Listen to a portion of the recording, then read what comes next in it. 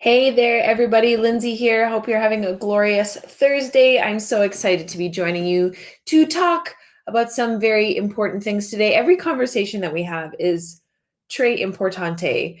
And so today, the mindset behind raising your prices, and it's easier than you think once you understand and you know all these little details.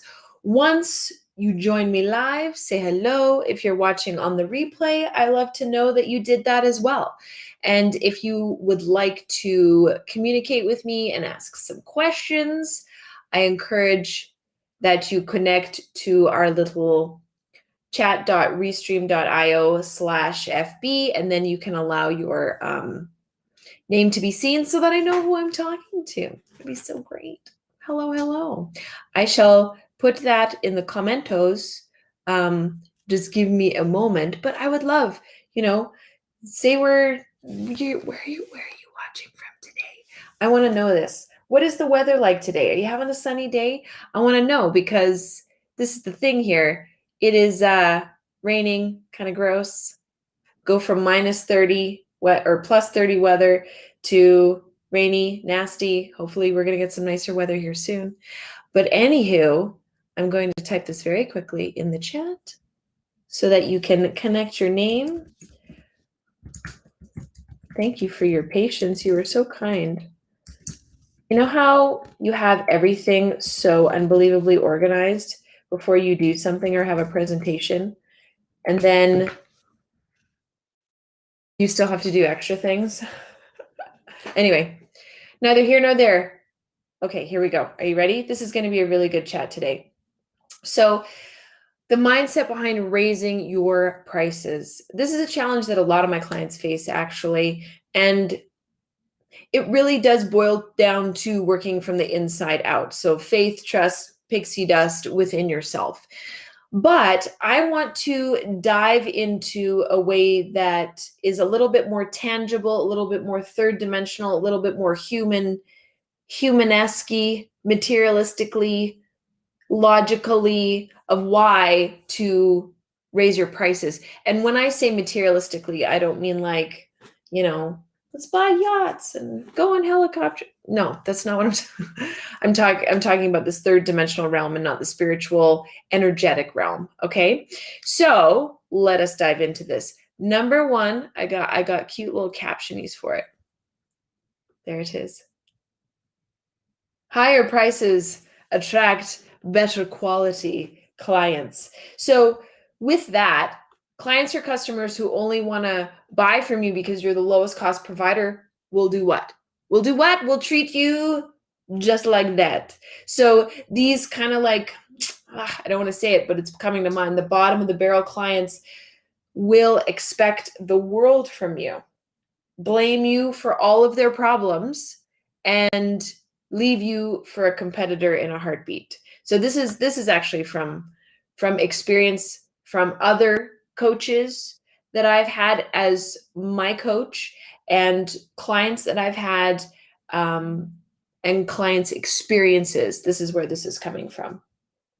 So when you switch to those premium higher prices and position yourself as the best at what you do, because you are, we are throwing imposter syndrome out the window because we don't have time for that here. You'll start to attract clients who value your unique offering. And these clients, tend to take responsibility for themselves and have reasonable expectation about what's possible to achieve from your services, from your work together. And they're more likely to stay loyal instead of leaving for the lowest cost option the moment it appears. And you don't want to work with that energy type of people anyway, right? So in short, working with people where you've raised your prices, they're easier to work with, they're easier to satisfy, and they're paying you more. There's a delicious energy exchange. If you are creating prices around your products and your services where you're like, I guess this is what people will pay. I don't know. Maybe it's too high. I don't want it to be too high. I want it to be available for more people, and people are struggling right now. And what you think about, what you focus on is going to come to you, and getting that energetic level of people coming to you is just what we're talking about here, is that they expect the world from you at that price that you're offering. So I would love to hear, as I go through these things, experiences that you may have had with prices and with clients and experiences. I would love to know these things. So, like I said, in short, easier to work with, easier to satisfy, better abundance exchange. They know this whole idea, the adage of you get what you pay for is really true. And they're willing to invest in quality and doing things right instead of looking for the lowest price available. Okay? Okay. Number two. Let's get into number two. When you beg to work with your clients and show that you're willing to do anything to get the sale, including lower your prices, you're showing your clients that you're a body for hire and that they're in control of the relationship. And as a result, you'll often be treated like an employee rather than a trusted expert. And so your clients start to value what you have to offer more because it does cost more. By creating some exclusivity and being out of reach to the lower end customers, you or clients, you actually start to shift how your clients view you in their mind. You get to dictate the terms of the arrangement. You get to decide exactly what value you provide instead of doing anything that the client asks. And this leaves you a lot less scattered, a lot more focused, and your client will treat you with more respect. So here's a little story that I found that I wanted to share with you. So I'm not sure exactly when this happened, if it was earlier this year or earlier last year, but a violinist stood outside the Washington, D.C. subways, and he performed 6 classical pieces. He performed on a violin made in 1713 that cost him. Are you sitting down? I hope you're sitting down. That cost him $3.5 million.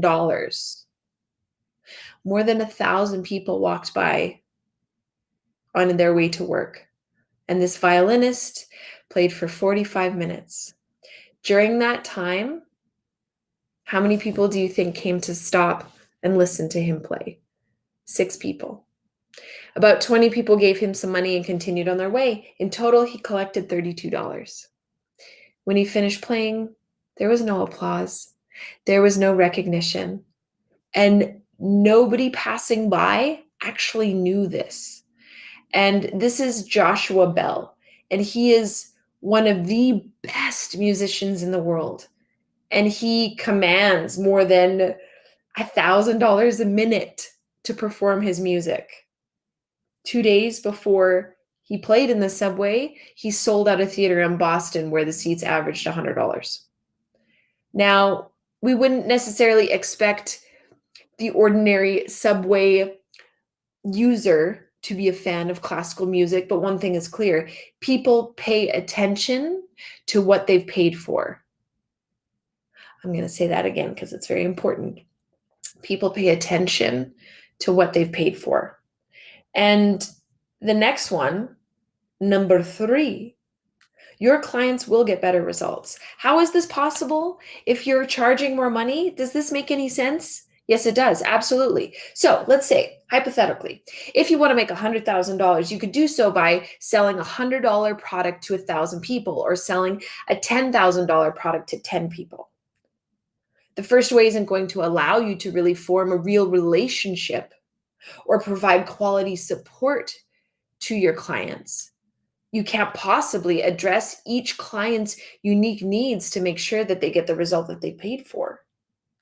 And the second option, it gives you the freedom to spend the time, the quality time, making sure that every one of your clients' needs, questions are addressed and their unique challenges, they're overcome, and they get the best possible outcome from your work together.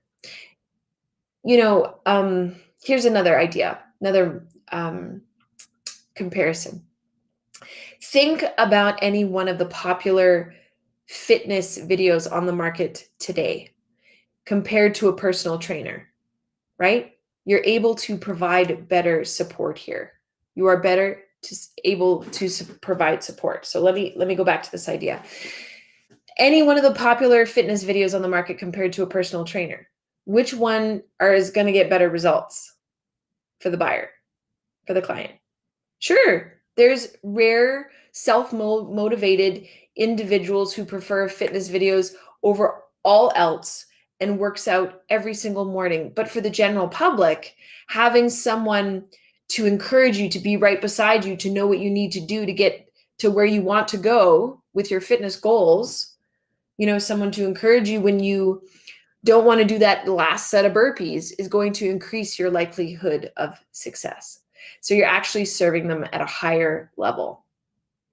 Serving them at a higher level. I want to just go back to your clients get better results just for a second here. And as we go through, let me know if you have any questions. I don't see any yet, and I'm using a new system, so it might have a bit of a delay. So with your clients are going to get better results. When you charge higher prices, your clients will be more invested in getting results. If you sell, training, education, charging low prices can very well cause your clients to give up at the first sign of resistance, difficulty, or struggle. And it's been noted that only 10% of people complete online programs. There has been studies done. So when your clients pay $5,000 to work with you, they're way more likely to stick with the process long enough to get the results, even if that means failing a few times before getting it right. Have you ever thought if college was free? So it is free with massive open online courses. Ivy League schools like Stanford and Harvard are listed and release courses for free online. And the average completion rate is what? What do you think it is? Throw out a number. Just throw out a number. What do you think it is? Ooh-wee. It's worse than online courses. It's 7%. And the average graduation of a student who goes to Harvard who is a paying student is 97.5%. If you have a low success rate with your clients and you don't think your product,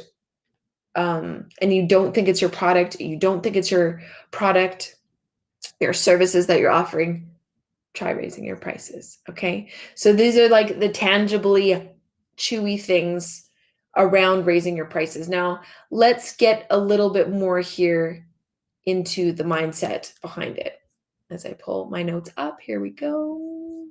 So I want to talk about thought in general. Okay. Thinking that you're not worthy of charging higher prices. The imposter syndrome comes in, the comparitis syndrome comes in. So I want you to understand that thought is the only tangible and invisible power of which you are aware. But whatever you think and what you focus on, tends to manifest in your life unless you neutralize it by a polarizing thought, a contrary thought.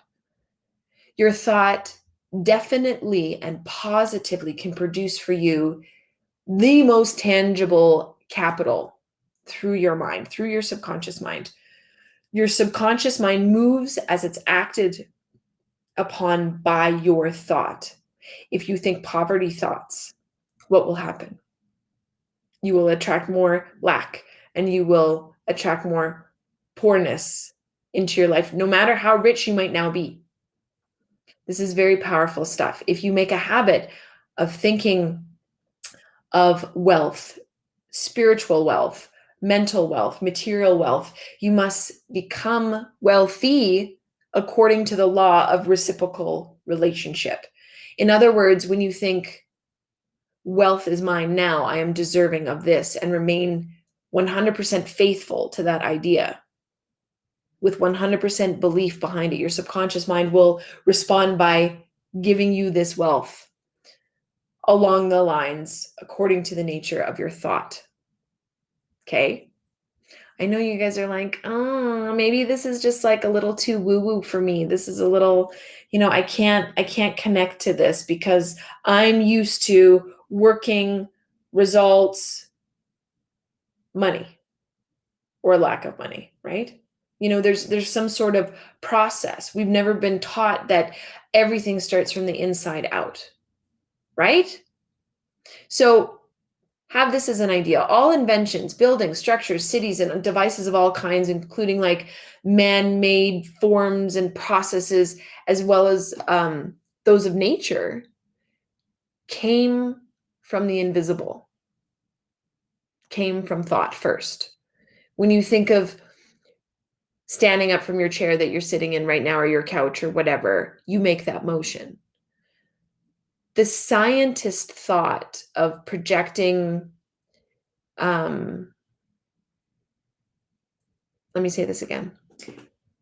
Back in the day, when creating this idea of television, of projecting voices and harmonics and visuals into your home, TV was created. Electronic impulses were transmuted from into a form, into voice, into music. And the thing is that we're really living in a thought world because that couldn't be created without someone having the idea first. It is really that simple. The infinite presence, thought of a world, and the universal mind according to that thought, and can have the ability to take form of a physical dynamic universe. Plus, the system of the stars, the moon, the sun, and endless galaxies in space. Like, where did that come from? If you are of this mindset that we are all created by this energy. We are all connected. We're all made from the same things, you know? And there's a poet, her name is Joyce Kilmer. She said, only God can make a tree. And in creating the trees, whether it's a redwood or an oak or a birch, whatever, the mother nature thinks of the trees, right? I know we can go into like evolution and that aspect, but we're talking about strict energy here. We're talking about strict energy here. And so the universal mind, or mother nature, starts in motion the forces that bring forth trees according to their nature, and is prescribed by the principle of growth, which is constant throughout nature. So things that I want you to be aware of: number one, use the power of your mind and trust and believe that within you, because you're created from the stars, you have everything that you need to lead a glorious and successful life. We've got to start changing things over so we have belief within ourselves. You were born to be wealthy. This is your birthright. You were born and you are here to have a happy and full, wonderful life. Universe wants you to be happy. There is a definite laws of cause and effect in everything. Believe and know that abundance is everywhere. And because abundance is everywhere, why would abundance be cut off from just you? You shall receive it when you start changing your brain. And it's given to you. It is for you as you believe it is so. Whatever you believe is created in your life. I can't express this enough. However you're feeling here and in this moment, how you're feeling like you don't have enough clients, you don't have a big enough audience, you're maybe not clear on your messaging, or whatever it is, what you focus on grows. I don't, I have not, I can't.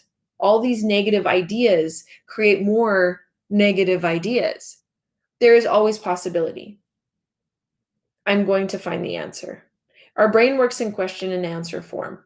So if you give your brain these ideas of lack, your brain is going to look for a solution. And if you're living in lack, the solution will be more lack. But if you're looking for the opportunities, if you're trying to connect outside of your programming, then things start to shift. Does it take work? It is work only if you deem it as work.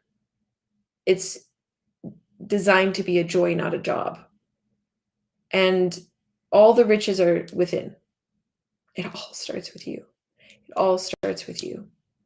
And it all ends with you as well. You know, your mental attitude determines wealth or poverty in your life. It truly does. You talk to any successful person and ask them, do they have a regimen for personal development and for self-care? Of course they do. Of course they do. It could be reading for hours and hours a day. Warren Buffett is a very huge avid reader, very of this material world, very in the physical space. But you have beautiful thought leaders like Amanda Francis. You know, she doesn't read books, but she works on herself constantly. Where there is a will, there is a way, and there's not one way to do all the things. You get to decide, but you have to decide. Living in limbo is the worst thing ever, and especially with the way that the world is right now. Decide something. Follow that path. If things change, glorious. Follow that path. Decisions are so very powerful. And there's always an abundance of opportunity to you. So go with the current life that you have. You know, stop swimming against the tide. Go with the flow. There's an infinite number of ideas that you can pull out of your brain, your delicious, beautiful brain. And that idea could be worth $50,000, $100,000, $1 million. Get excited. Find things that bring you joy. Get excited. And especially when you're creating offers, you have to create offers that you're excited about. If you just want to do the one-to-one thing, delicious. If you want to do group program stuff, amazing. If you want to create lots of low-end offers and that feels in alignment to you, even though we're having this conversation today about raising your prices, then by all means do it, because it's what is meant for you here and in this moment. You have to start trusting yourself, because the wealth comes from within, not from without. Right? Alrighty. So I believe in you. I believe in the entirety of you. Let me know if you have any questions before I go. And I'm going to share one more thing because there's a little bit of a delay. So, big important thing to remember, and this helps me personally a lot, is when I use the perspective, especially if I'm having a poopy day, that poverty is a mental illness. Thinking in lack is a mental illness.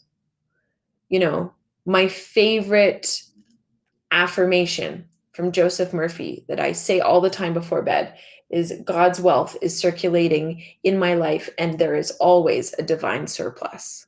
I just love it. It just resonates with me, really. It just sinks with me. It just feels really good when I say it. Choose things that make you feel good. Start leaning into more things that bring you joy. Because what is that going to do? Bring you more joy. Like attracts like. You have the power within you, and I believe in you so, so very much.